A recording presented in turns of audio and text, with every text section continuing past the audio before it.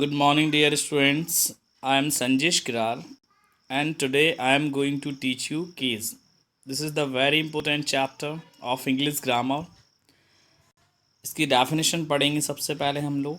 The case of a noun और a pronoun shows its relation to other words in a sentence. Hindi में से कारक बोलते हैं कीज को।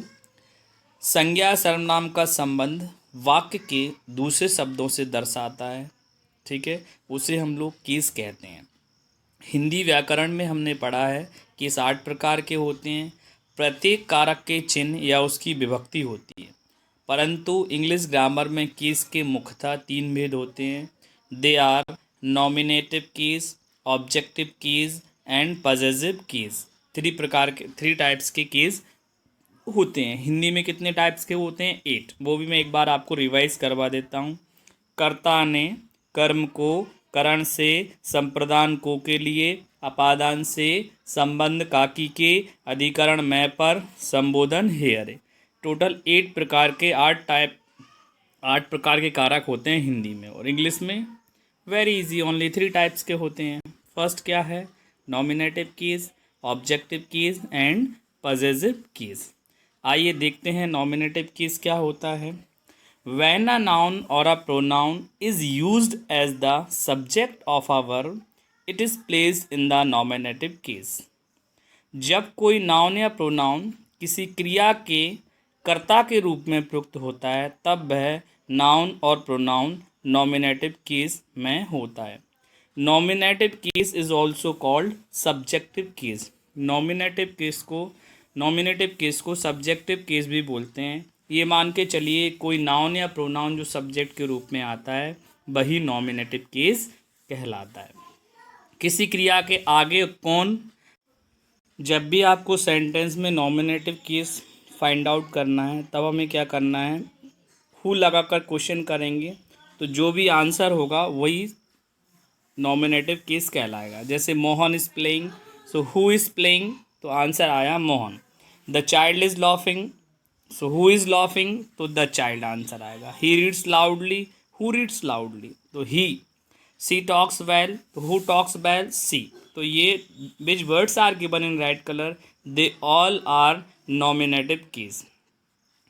Is that clear? गुड। अब इसके बाद हम करते हैं ऑब्जेक्टिव केस की। अब हम बात करते हैं ऑब्जेक्टिव केस की। When a noun or a pronoun is used as the object of a verb or preposition, it is placed in the objective case. जब कोई नाउन या प्रोनाउन किसी वर्ब या प्रीपोजिशन के ऑब्जेक्ट के रूप में प्रयुक्त हो तब वह नाउन या प्रोनाउन ऑब्जेक्टिव केस में होता है। ऐसे मान लीजिए किसी भी सेंटेंस का ऑब्जेक्ट ही ऑब्जेक्टिव केस कहलाता है। जब जो नाउन या प्रोनाउन ट्रांसिटिव वर्ब को हिंदी में बोलते हैं सकर्मक क्रिया, या प्रीपोजिशन के बाद आता है वह ऑब्जेक्टिव केस कहलाता है। वाक्य में किसी क्रिया के साथ किसको हुम लगाकर प्रश्न करने पर जो उत्तर मिलता है उसे ऑब्जेक्टिव केस कहते हैं। क्या लगाएंगे? सब्जेक्टिव केस में हमने लगाया, या नॉमिनेटिव केस में हमने क्या लगाया? हु। ऑब्जेक्टिव केस में लगाएंगे हुम। Ram Yeats bread, Ram Yeats हुम किसे खाता है? तो ब्रेड को। द कैट ड्रिंक्स हुम या वॉट भी लगा सकते हैं, दोनों से आपको जो आंसर मिलेगा वो आपका ऑब्जेक्टिव केस कहलाएगा।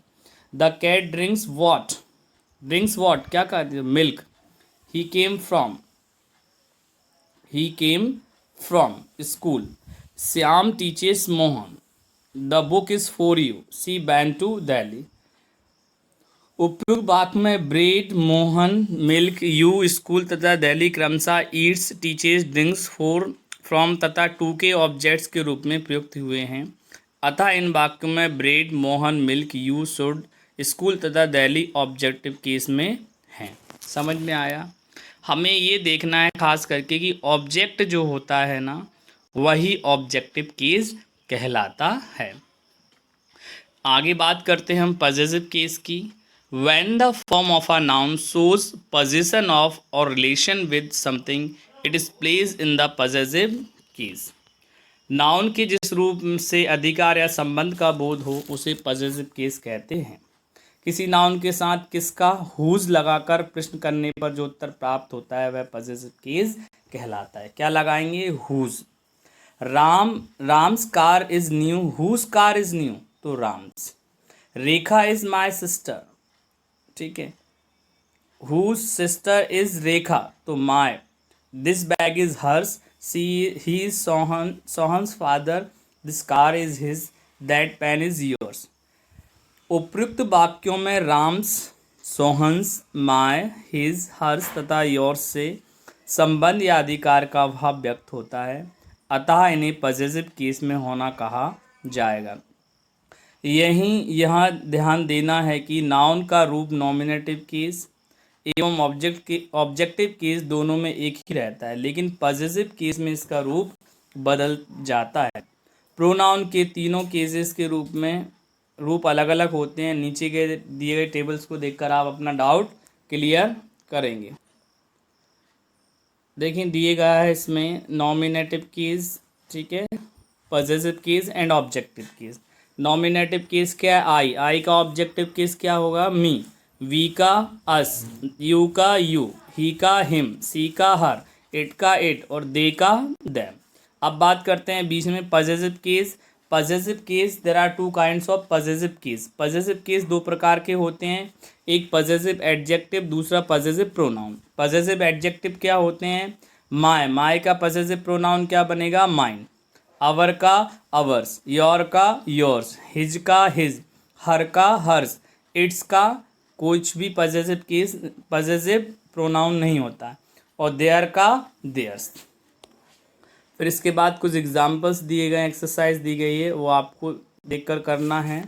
इसमें से नॉमिनेटिव केस को पिक आउट करना है। जैसे द सन साइंस, तो सब्जेक्ट क्या है? द सन, तो ये क्या है? Nominative case. या हु साइंस, हु का यूज़ करके आप इसे फाइंड आउट कर सकते हैं। एक बार और मैं रिवाइज करवा देता हूँ। वी आर लर्निंग केस, हम केस लर्न कर रहे हैं। There are three kinds of case, nominative case, objective case and possessive case. Nominative case is also called subjective case. Nominative case को सब्जेक्टिव केस भी कहते हैं, ठीक है। जो नाउन सब्जेक्ट के रूप में आते हैं, नाउन या प्रोनाउन, उन्हें नॉमिनेटिव केस कहते हैं। जो नाउन या प्रोनाउन ऑब्जेक्ट के रूप में आते हैं वो ऑब्जेक्टिव केस कहते हैं। जिनसे अधिकार का हमें पता चलता है, ऐसे वर्ड्स जो आते हैं उन्हें पजेसिव केस कहते हैं। मैंने टेबल भी आपको भली भांति से आपको रिवाइज करवा दिए, एक बार इसे और आप अच्छे से लर्न कीजिएगा। Okay my dear friends, all the best, have a nice day, see you in the next video. Thank you very much.